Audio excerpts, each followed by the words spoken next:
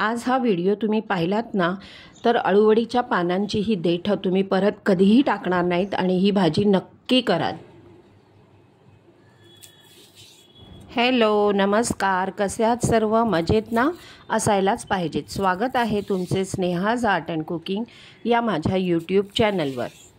तर माझी आजी म्हणजे माझ्या आईची आई हिची ही रेसिपी आहे। तर अळूवडीच्या देठांची अशी सालं काढून घ्यायची आहेत आणि व्हिडिओत दाखवल्याप्रमाणे ते कट करून घ्यायचे।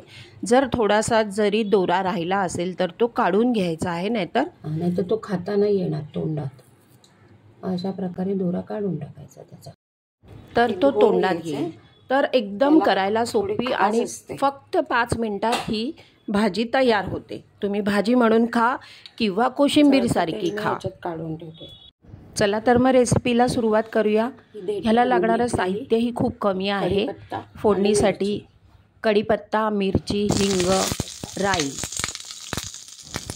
व्हिडिओत दाखवल्याप्रमाणे स्टेप बाय स्टेप फोडणी करायची आहे आणि मग त्याच्यात निवडून साफ केलेली कट करून घेतलेली देठी टाकायची आहे। छान परतून घ्यायची आहे आणि अगदी जर असं पाणी शिंपडायचं आहे आणि आधण ठेवून म्हणजे प्लेट ठेवून वरती पाणी ठेवून ही शिजवायची आहे।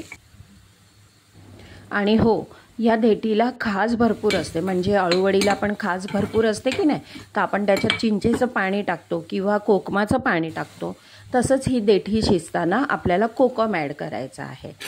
आता माझी आजी ज्या वेळेला ही भाजी करायची ना, तर ती दूध आणि दुधाचे पदार्थ खायची नाही, तर ती नुसतीच अशी ही देठी चपातीसोबत खायची।